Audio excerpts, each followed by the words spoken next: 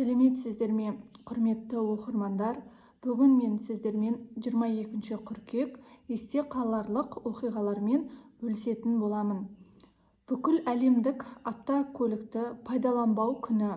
Автокөлікті пайдаланбау күнін өткізу идеясы 1998 жылы Францияда дүниеге келді.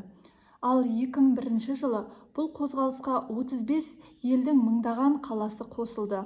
Бұл күні Еуропаның ірі қалалары автокөлікті пайдалануын қысқартады.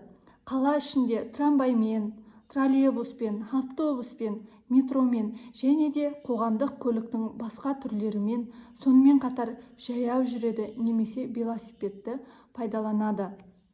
Бүгін дүниежүзілік пілдерді қорғау күні.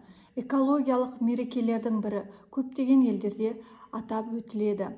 Құқық қорғау ұйымдарының, экологтардың және осы жануар санының азайып кетуіне алаңдаған адамдардың бастамасымен белгіленген болатын тұғын.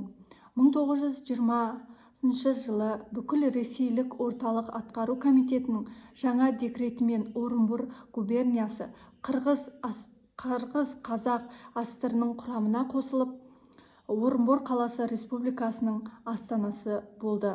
1934 жылы Қазақ Тау-кен металлургия институты, қазіргі Сатпаев атындағы Қазақ ұлттық техникалық университеті құрылған болатын.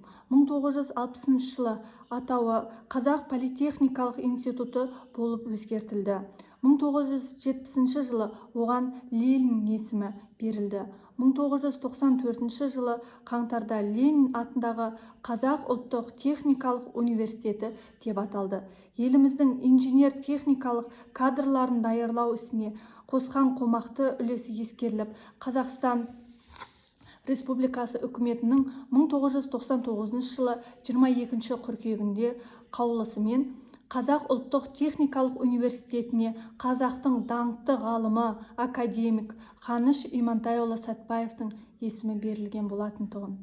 1989 жылы тілдер туралы заң қабылданды.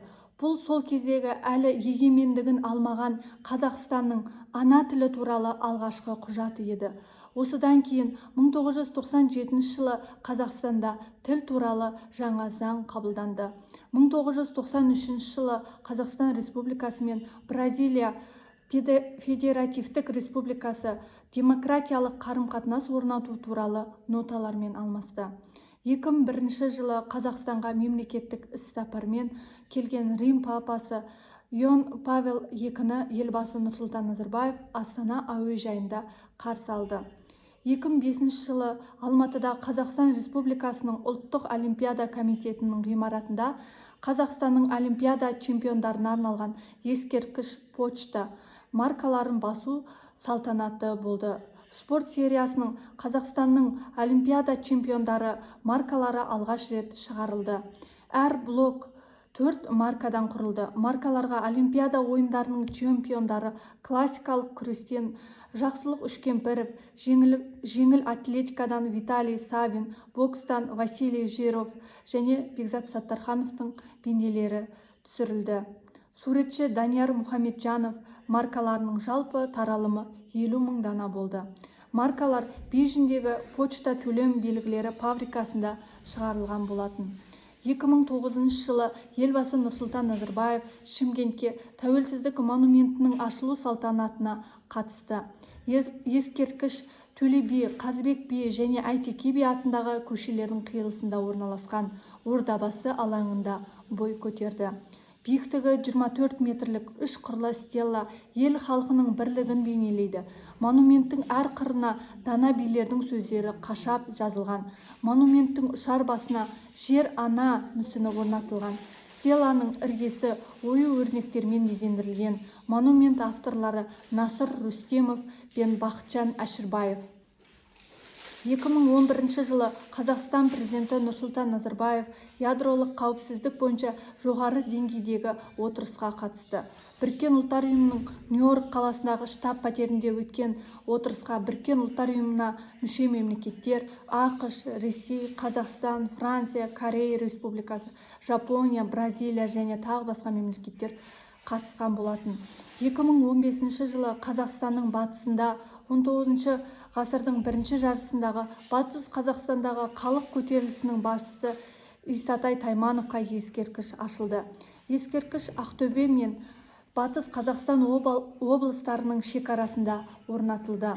Исатай Тайманұлының қабірі ескерткіштен 15 шақырым жерде орналасқан. Ол жерде мавзолей салынған болатын. 2016 жылы Гага қаласының мэриясында Қазақстан ұлы дала елі фотосуреттер көрмесі ашылды. Оны Қазақстанның Нидерландыдағы елшілігі қала билігімен бірлесіп ұйымдастырды. Голланд халқын Астананың керемет сәулеткерлік шешімі, Бәйтерек монументі, бейбітшілік пен келісім сарайы, Астана опера театрының ғимараты, Әзірет Сұлтан мешіті тағы басқа ерекшелері тәнті еткен болатын. 2017 жылы Қазақстан Республикасы Нигерия Республикасымен дипломатиялық қарым-қатынас орнатты. 2018 жылы қазақ Моцарт атанған жас атақты композитор Рахат Би Әбдісағин Ресейдің Клин қаласында концерт берді. Онда атақты қазақстандық пианист өз туындыларын көрнекті композитор Петр Ильич Чайковскийдің жеке фортепианосында ойнады. Рахат Би Әбдісағин осындай құрметке ие болған алғашқы қазақстандық әртіс. Осымен бүгінгі атаулы күндер айдары өз мәресіне жетті. Келесі кездескенше аман сау болыңыздар.